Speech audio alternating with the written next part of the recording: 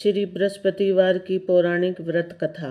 श्रोताओं, आज हम आपको बृहस्पति देव की महिमा सुनाने जा रहे हैं, जिसे सुनकर आपको सुख और समृद्धि की प्राप्ति होगी। बृहस्पति जी के प्रभाव से इस लोक के सुख भोग कर स्वर्ग की प्राप्ति होगी। बृहस्पति देव की कृपा आपके परिवार पर बनी रहे। बृहस्पति देव ऐसे ही हैं, जैसी जिसके मन में कामनाएं हैं सभी को पूर्ण करते हैं। जो सद्भावना पूर्वक बृहस्पतिवार का व्रत करता है एवं कथा पढ़ता है अथवा सुनता है और दूसरों को सुनाता है, बृहस्पति देव उसकी सभी मनोकामना पूर्ण करते हैं। भगवान बृहस्पति देव उसकी सदैव रक्षा करते हैं। संसार में जो मनुष्य सद्भावना से भगवान जी का पूजन व्रत सच्चे हृदय से करते हैं, तो उनकी सभी मनोकामनाएं पूर्ण करते हैं। जैसी सच्ची भावना से रानी और राजा ने उसकी कथा का गुणगान किया, तो उनकी सभी इच्छाएं बृहस्पति देव जी ने पूर्ण की थी। इसलिए पूर्ण कथा सुनना जरूरी है। हृदय से उसका मनन करते हुए जयकारा बोलना चाहिए। बोलो बृहस्पति देव की जय, भगवान विष्णु की जय। अथ श्री बृहस्पतिवार व्रत कथा। भारतवर्ष में एक प्रतापी राजा और दानी राजा राज्य करता था। वह नित्य गरीबों और ब्राह्मणों की सहायता करता।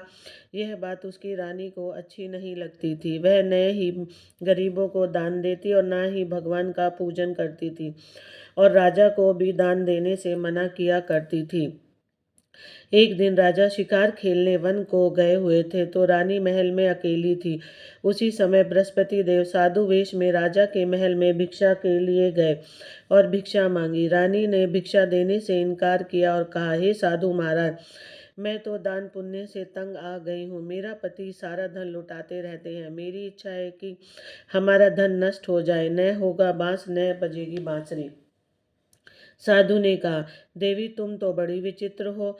धन संतान तो सभी चाहते हैं, पुत्र और लक्ष्मी तो पापी के घर भी होने चाहिए। यदि तुम्हारे पास अधिक धन है तो भूखों को भोजन कराओ, प्यासों को के लिए प्याऊ बनवाओ, मुसाफिरों के लिए धर्मशालाएं खुलवाओ। जो निर्धन है, अपनी कुंवारी कन्याओं का विवाह नहीं कर सकते, उनका विवाह कराओ। ऐसे और कई काम हैं जिनके करने से तुम्हारा यश लोक परलोक में फैलेगा। परंतु रानी पर उपदेश का कोई प्रभाव न पड़ा। वह बोली, महाराज, आप मुझे कुछ न समझाओ। मैं ऐसा धन नहीं चाहती जो हर जगह बांटती फिरूं। साधु ने उत्तर दिया, यदि तुम्हारी ऐसी इच्छा है तो तथास्तु। तुम ऐसा करना कि बृहस्पतिवार को घर लीप कर पीली मिट्टी से अपना सर धोकर स्नान करना, भट्टी चढ़ाकर कपड़े धोना। ऐसा करने से आपका सारा धन नष्ट हो जाएगा। इतना कहकर वह साधु महाराज वहां से आलोप हो गए। साधु के अनुसार कई बातों को पूरा करते हुए रानी को केवल 3 बृहस्पतिवार ही बीते थे कि उनकी समस्त धन संपत्ति नष्ट हो गई। भोजन के लिए राजा का परिवार तरसने लगा। तब एक दिन राजा ने रानी से बोला कि हे रानी, तुम यहीं रहो, मैं दूसरे देश को जाता हूँ, क्योंकि यहाँ पर सभी लोग मुझे जानते हैं। इसलिए मैं कोई छोटा सा कार्य नहीं कर सकता। ऐसा कहकर राजा परदेश चला गया। वहाँ वह जंगल से लकड़ी काट कर लाता और शहर में बेचता। इस तरह वह अपना जीवन व्यतीत करने लगा। इधर राजा के परदेश जाते ही रानी और दासी दुखी रहने लगी। एक बार जब रानी और दासी को 7 दिन तक बिना भोजन के रहना पड़ा, तो रानी ने अपनी दासी से कहा, हे दासी, पास ही के नगर में मेरी बहन रहती है, वह बड़ी धनवान है। तू उसके पास जा और कुछ लेकर आ, ताकि थोड़ी बहुत गुजर बसर हो जाए। दासी रानी की बहन के पास गई। उस दिन गुरुवार था और रानी की बहन उस समय बृहस्पतिवार व्रत की कथा सुन रही थी। दासी ने रानी की बहन को अपनी रानी का संदेश दिया, लेकिन रानी की बड़ी बहन जो ने कोई उत्तर नहीं दिया। जब दासी को रानी की बहन ने कोई उत्तर नहीं दिया, तो वह बहुत दुखी हुई और उसे क्रोध भी आया। दासी ने वापस आकर रानी को सारी बात बता दी।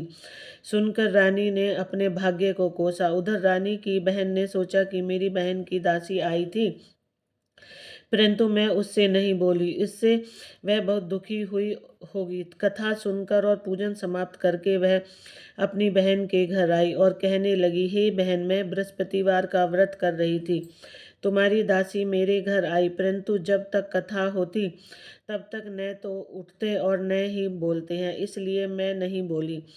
क्यों कहो दासी क्यों आई थी? रानी बोली, बहन तुमसे क्या छिपाऊं, हमारे घर में खाने तक को अनाज नहीं था। ऐसा कहते कहते रानी की आंखें भर आई। उसने दासी समेत पिछले 7 दिनों से भूखे रहने तक की बात की अपनी बहन को विस्तार पूर्वक सुना दी। रानी की बहन बोली, देखो बहन, भगवान बृहस्पति देव सबकी मनोकामना पूर्ण करते हैं।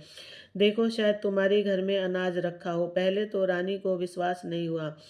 वह बहन के आग्रह पर उसने अपनी दासी को अंदर भेजा तो उसे सचमुच अनाज से भरा एक घड़ा मिल गया। यह देखकर दासी बड़ी हैरान हुई। दासी रानी से कहने लगी, हे रानी, जब हमको भोजन नहीं मिलता तो हम व्रत ही तो करते, इसलिए क्यों न इनसे व्रत और कथा की विधि पूछ लें ताकि हम भी व्रत कर सकें। तब रानी ने अपनी बहन से बृहस्पतिवार व्रत के बारे में पूछा। उसकी बहन ने बताया, बृहस्पतिवार के व्रत में चने की दाल और मुनक्खा से विष्णु भगवान का केले की जड़ में पूजन करें तथा दीपक जलाएं, व्रत कथा सुने और पीला भोजन ही करें। इससे बृहस्पति देव प्रसन्न होते हैं। व्रत और पूजन विधि बताकर रानी की बहन अपने घर को लौट आई। 7 दिन के बाद जब गुरुवार आया तो रानी और दासी ने व्रत रखा। गुड़साल में जाकर चना और गुड़ लेकर आई, फिर उनसे केले की जड़ तथा विष्णु भगवान का पूजन किया। अब पीला भोजन कहाँ से लाए, इस बात को लेकर दोनों बहुत दुखी थी। चूंकि उन्होंने व्रत रखा इसलिए बृहस्पति देव उनसे प्रसन्न थे, इसलिए वे एक साधारण व्यक्ति के रूप में धारण कर 2 थालों में सुंदर पीला भोजन दासी को दे गए। भोजन पाकर दासी प्रसन्न हुई और फिर रानी के साथ मिलकर भोजन ग्रहण किया। उसके बाद वे सभी गुरुवार को व्रत और पूजन करने लगी। बृहस्पति भगवान की कृपा से उनके पास फिर से धन संपत्ति आ गई, परंतु रानी फिर से पहले की तरह आलस करने लगी। तब दासी बोली, देखो रानी, तुम पहले भी इसी प्रकार आलस करती थी। तुम्हें धन रखने में कष्ट होता है, इस कारण सभी धन नष्ट हो गया था, और अब जब भगवान बृहस्पति देव की कृपा से धन मिला है तो तुम्हें फिर से आलस्य होता है। रानी को समझाते हुए दासी कहती है कि बड़ी मुसीबतों के बाद हमने यह धन पाया है, इसलिए हमें दान पुण्य करना चाहिए, भूखे मनुष्य को भोजन कराना चाहिए और धन के शुभ कार्यों में खर्च करना चाहिए, जिससे तुम्हारे कुल का यश बढ़ेगा, स्वर्ग की प्राप्ति होगी और पितृ प्रसन्न होंगे। दासी की बात मानकर रानी अपना धन शुभ कार्यों में खर्च करने लगी, जिससे पूरे नगर में उसका यश फैलने लगा। बृहस्पतिवार व्रत कथा के बाद श्रद्धा के साथ आरती की जानी चाहिए। इसके बाद प्रसाद बांटकर उसे ग्रहण करना चाहिए। एक दिन राजा दुखी होकर जंगल में एक पेड़ के नीचे आसन जमा कर बैठ गया।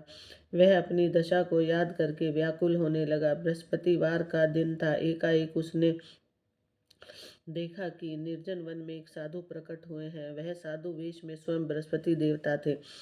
लक्कड़हारे के सामने आकर बोले, हे लक्कड़हारे, इस सुनसान जंगल में तू चिंता मगन क्यों बैठा है? लक्कड़हारे ने दोनों हाथ जोड़कर प्रणाम किया और उत्तर दिया, महात्मा जी, आप सब कुछ जानते हैं, मैं क्या करूं? यह कहकर रोने लगा और साधु को अपनी आत्मकथा सुनाई। महात्मा जी ने कहा, तुम्हारी स्त्री ने बृहस्पति देव के व्रत दिन बृहस्पति भगवान का निरादर किया, जिसके कारण रुष्ट होकर उन्होंने तुम्हारी यह दशा कर दी। अब तू चिंता मत कर, चिंता को दूर करके मेरे कहने पर चलो, मैं तुम्हारे सब कष्ट दूर हो जाएंगे और भगवान पहले से भी अधिक संपत्ति देंगे। तुम बृहस्पति के दिन कथा किया करो। 2 पैसे के चने मुनक्खा लाकर उसका प्रसाद बनाओ और शुद्ध जल से लोटे में शक्कर मिलाकर अमृत तैयार करो। कथा के पश्चात अपने सारे परिवार और सुनने वाले प्रेमियों से अमृत व प्रसाद बांटकर आप भी ग्रहण करो। ऐसा करने से भगवान तुम्हारी सब मनोकामनाएं पूर्ण करेंगे। साधु के ऐसे वचन सुनकर लक्कड़हारा बोला, हे प्रभु, मुझे लकड़ी बेचकर इतना पैसा नहीं मिलता जिससे भोजन के उपरांत कुछ बचा सकूं। मैंने रात्रि में अपनी स्त्री को व्याकुल देखा, मेरे पास कुछ भी नहीं जिससे मैं उसकी खबर मंगा सकूं। साधु ने कहा, हे लक्कड़हारे, तू किसी बात की चिंता मत कर, बृहस्पति के दिन तुम रोजाना की तरह लकड़ियां लेकर शहर जाओ। तुमको रोज से दुगना धन प्राप्त होगा, जिससे तुम भली भांति भोजन कर लोगे तथा बृहस्पति देव की पूजा का सामान भी आ जाएगा। इतना कहकर साधु अंतर ध्यान हो गए। धीरे धीरे समय व्यतीत होने पर फिर वही बृहस्पतिवार का दिन आया। लक्कड़हारा जंगल से लकड़ी काटकर किसी शहर में बेचने गया। उसे उस दिन और दिन से अधिक पैसा मिला। राजा ने चना गुड़ आदि लाकर गुरुवार का व्रत किया। उस दिन से उसके सभी कलेश दूर हो गए। परंतु जब दोबारा गुरुवार का दिन आया तो बृहस्पतिवार का व्रत करना भूल गया। इस कारण बृहस्पति देव भगवान नाराज हो गए।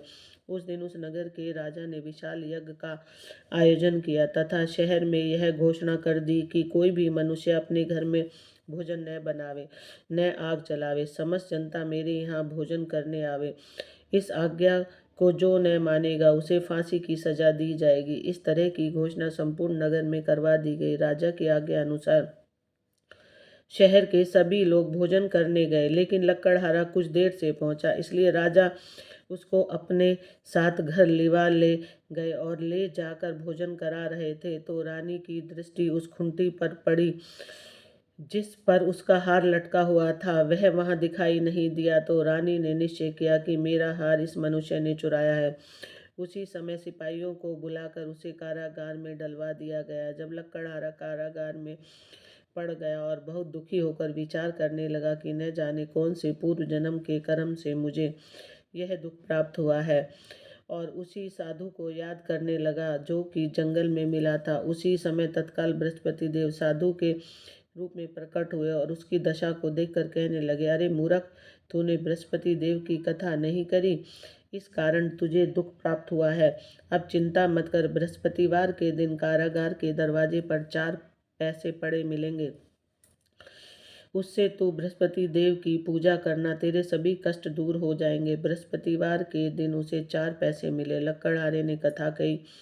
उसी रात्रि को बृहस्पति देव ने उस नगर के राजा को स्वप्न में कहा, हे राजा, तूने जिस आदमी को कारागार में बंद कर दिया है वह निर्दोष है, वह राजा है, उसे छोड़ देना। रानी का हार उसी खूंटी पर लटका है। अगर तू ऐसा नहीं करेगा तो मैं तेरे राज्य को नष्ट कर दूंगा। इस तरह रात्रि के स्वप्न को देख राजा प्रातःकाल उठा और खूंटी पर हार देखकर लक्कड़हारे को बुलाकर क्षमा मांगी तथा लक्कड़हारे को योग्य सुंदर वस्त्र आभूषण देकर विदा किया। बृहस्पति देव की आज्ञा अनुसार लक्कड़हारा अपने नगर को चल दिया। राजा जब अपने नगर के निकट पहुंचा तो उसे बड़ा आश्चर्य हुआ। नगर में पहले से अधिक बाग, तालाब, कुएं तथा बहुत सी धर्मशालाएं, मंदिर आदि बन गए थे। राजा ने पूछा, यह किसका बाग है और धर्मशाला है? तब नगर के सब लोग कहने लगे, यह सब रानी और बांदी के हैं। तो राजा को आश्चर्य हुआ और गुस्सा भी आया। जब रानी ने यह खबर सुनी कि राजा आ गए हैं तो उन्होंने बांदी से कहा कि हे दासी, देख राजा हमको कितनी बुरी हालत में छोड़ कर गए थे। हमारी ऐसी हालत देखकर वह लौट ना जाए, इसलिए तू दरवाजे पर खड़ी हो जा। आज्ञा अनुसार दासी दरवाजे पर खड़ी हो गई। राजा आए तो उन्हें अपने साथ लिवा लाई। तब राजा ने क्रोध करके अपनी रानी से पूछा कि यह धन तुम्हें कैसे प्राप्त हुआ? तब उन्होंने कहा, हमें यह सब धन बृहस्पति देव के इस व्रत के प्रभाव से प्राप्त हुआ है। राजा ने निश्चय किया कि 7 रोज बाद तो सभी बृहस्पतिवार का पूजन करते हैं, परंतु मैं प्रतिदिन में 3 बार कहानी तथा रोज व्रत किया करूँगा। अब हर समय राजा के दुपट्टे में चने की दाल बंधी रहती तथा दिन में 3 बार कहानी कहता। एक रोज राजा ने विचार किया कि चलो अपनी बहन के यहाँ हो आवे। इस तरह निश्चय करके राजा घोड़े पर सवार हो अपनी बहन के यहाँ को चलने लगा। मार्ग में उसने देखा कि कुछ आदमी एक मुर्दे को लिए जा रहे हैं। उन्हें रोककर राजा कहने लगा, अरे भाइयों, मेरी बृहस्पति देव की कथा सुन लो। वे बोले, लो, हमारा तो आदमी मर गया है, इसको अपनी कथा की पड़ी है। परंतु कुछ आदमी बोले, अच्छा कहो भाई, हम तुम्हारी कथा भी सुनेंगे। राजा ने दाल निकाली और जब कथा आदि हुई तो मुर्दा हिलने लगा, और जब कथा समाप्त हो गई तो राम राम करके करके मनुष्य उठकर खड़ा हो गया। आगे मार्ग में उसे एक किसान खेत पर हल चलाता मिला। राजा ने उससे देखा और उससे बोला, अरे भैया, तुम मेरी बृहस्पतिवार की कथा सुन लो। किसान बोला, जब तक मैं तेरी कथा सुनूंगा तब तक 4 हरैया जोत लूंगा। जा अपनी कथा किसी और को सुनाना। अब इस तरह राजा आगे चलने लगा। राजा के हटते ही बैल पछाड़ खाकर गिर गए तथा किसान के पेट में बड़ी जोर से दर्द होने लगा। समय की उसकी माँ रोटी लेकर आई और उसने यह देखा कि अपने पुत्र को सब हाल पूछा और बेटे ने सभी हाल कह दिया तो बुढ़िया दौड़ी दौड़ी उस घुड़सवार के पास गई और उससे बोली कि मैं तेरी कथा सुनूंगी, तू अपनी कथा मेरे खेत पर चलकर ही कहना।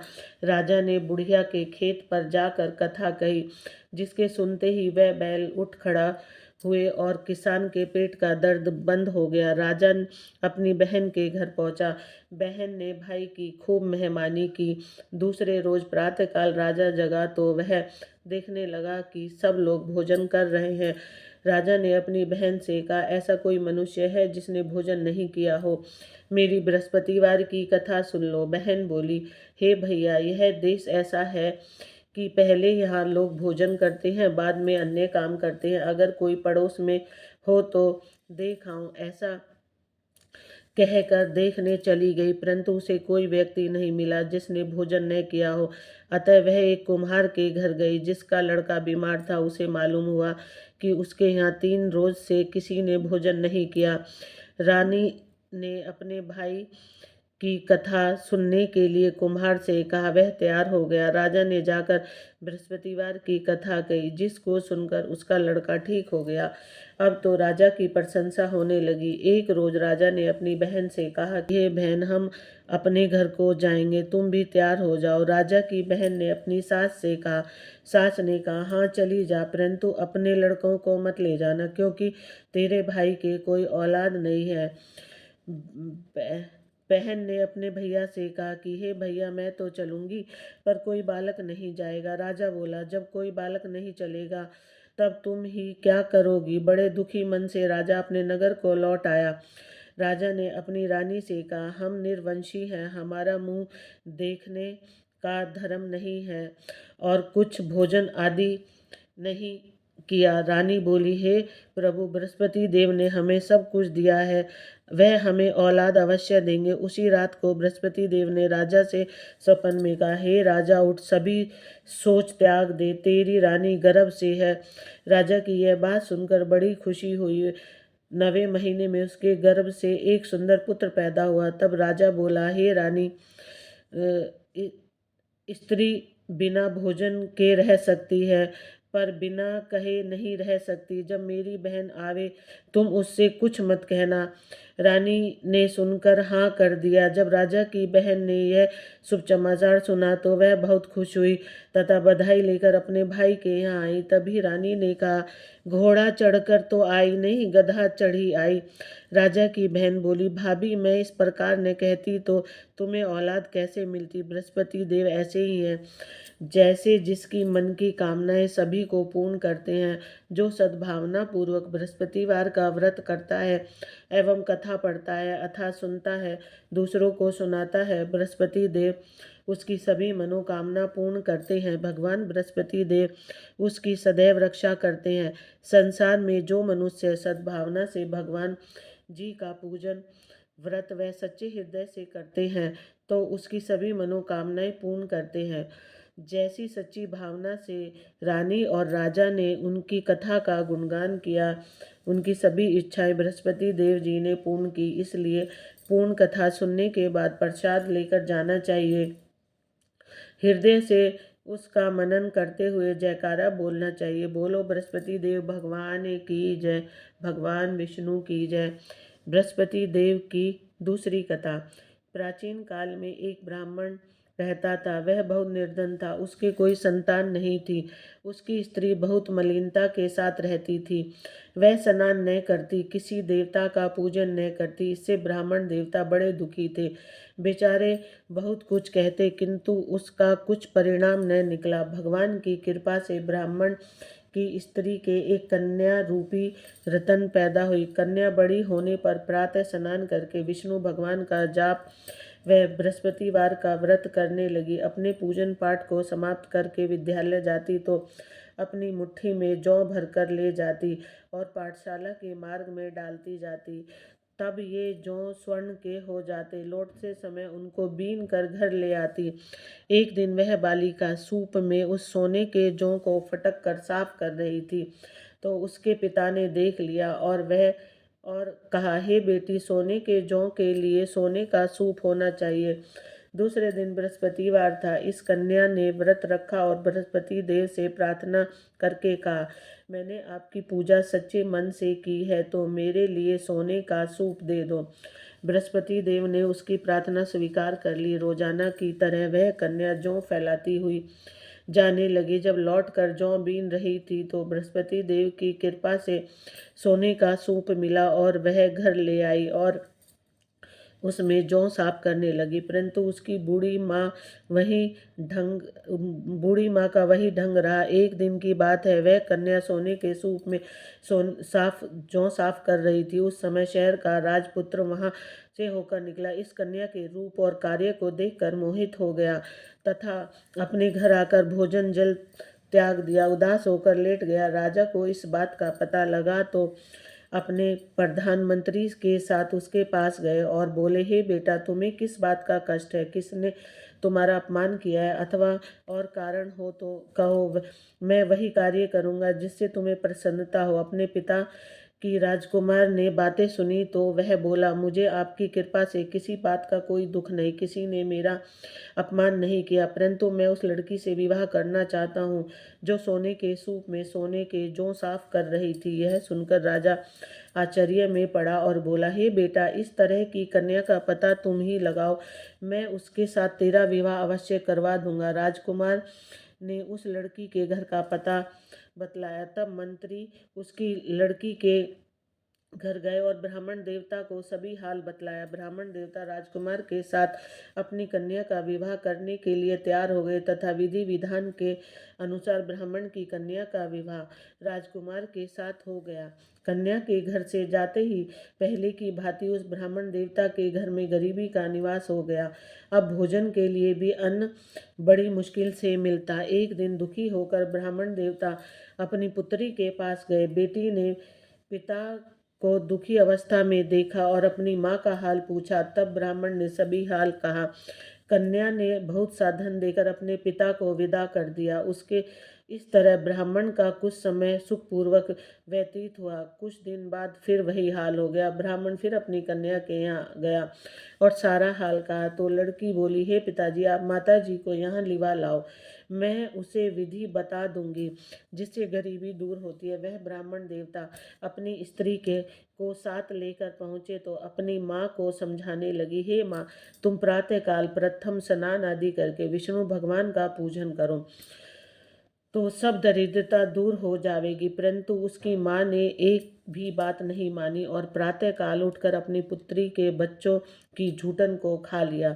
इससे उसकी पुत्री को बहुत गुस्सा आया और एक रात कोठरी से सभी सामान निकाल दिया और अपनी माँ को उसमें बंद कर दिया। प्रातः काल उसे निकाला, स्नान आदि करा के पाठ करवाया तो उसकी माँ की बुद्धि ठीक हो गई और फिर प्रत्येक बृहस्पतिवार को व्रत रखने लगी। इस व्रत के प्रभाव से उसके माँ बाप बहुत धनवान और पुत्रवान हो गए और बृहस्पति जी के प्रभाव से इस लोक में सुख भोग कर स्वर्ग की प्राप्ति हो गई।